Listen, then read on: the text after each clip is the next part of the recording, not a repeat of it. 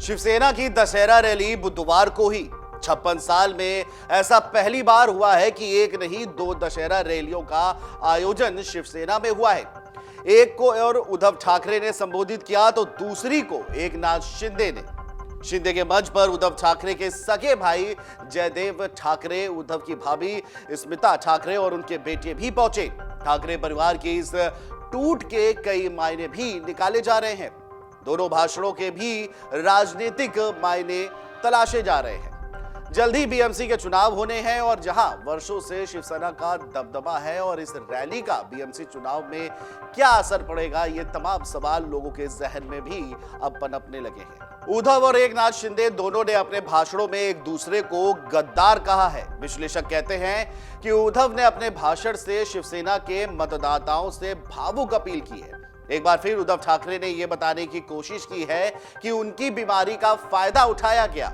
उन्होंने जिन लोगों पर भरोसा किया उन लोगों ने उनके खिलाफ साजिश रची।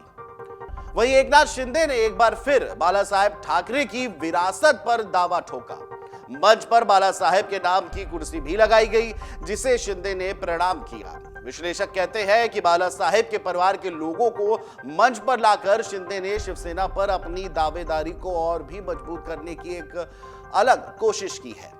शिंदे लगातार कांग्रेस से गठबंधन को लेकर उद्धव पर हमलावर रहे हैं। इसे बाला साहेब की विचारधारा से गद्दारी भी बताया है। बीएमसी का चुनाव पर भाषण का क्या असर होगा, यह भी एक बड़ा सवाल है। मुंबई शिवसेना का गढ़ मानी जाती है। लंबे समय से यहां की बृहन मुंबई महानगर पालिका यानी बीएमसी पर शिवसेना का कब्जा है। जल्द ही बीएमसी के चुनाव होने हैं। ऐसे में दोनों गुटों के भाषणों को चुनाव के मद्देनजर बेहद अहम माना जा रहा है। तो वहीं इस पर विश्लेषकों का यह कहना है कि इन रैलियों के बाद शिवसेना का वोटर और कंफ्यूज हो गया है। मतदाताओं का उद्धव के साथ जुड़ाव है। उद्धव ठाकरे लगातार उनसे भावुक अपील भी कर रहे हैं, वहीं दूसरी ओर उन्हें सत्ता की ताकत दिखाई दे रही है। ऐसे में अभी यह बता पाना काफी मुश्किल है कि वो किस गुट के साथ जाएंगे, कितना फायदा पहुंचाया जाएगा। स्मिता जयदेव ठाकरे का शिंदे के मंच पर आना, ये जो फायदा है कितना पहुंचाया जाएगा, इस पर भी एक सवाल उठ रहा है। एकनाथ शिंदे के मंच पर बाला साहेब ठाकरे के बेटे जयदेव ठाकरे, बाला साहेब की बहू स्मिता ठाकरे और स्मिता के बेटे भी मौजूद रहे। इसे राजनीतिक तौर पर बेहद अहम माना जा रहा है।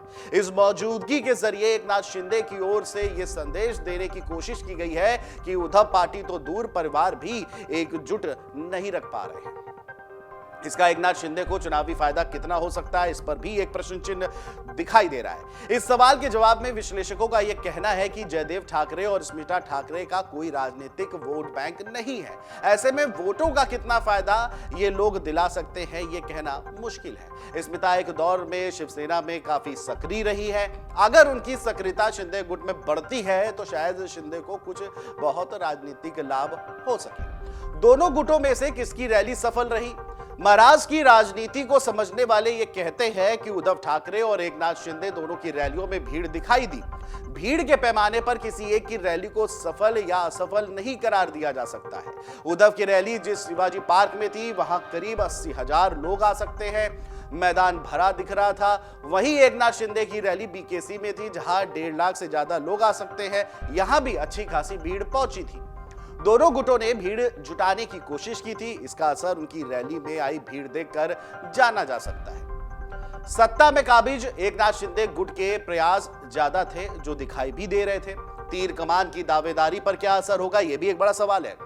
शिवसेना के नाम और चुनाव निशान तीर कमान पर दोनों गुटों की दावेदारी पर रैली का कोई असर नहीं होना है।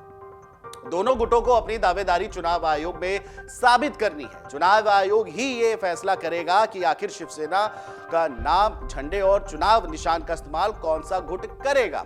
हालांकि अब तक के हालात में शिंदे गुट की दावेदारी थोड़ी मजबूत दिखाई देती है। डाउनलोड करें अमर उजाला ऐप और पाएं खबरें लगातार। अगर आप ये वीडियो YouTube पर देख रहे हैं तो हमारे चैनल को सब्सक्राइब करें और बेल आइकन को दबाना ना भूलें। अगर आप Facebook पर यह वीडियो देख रहे हैं तो हमारे पेज को लाइक करें।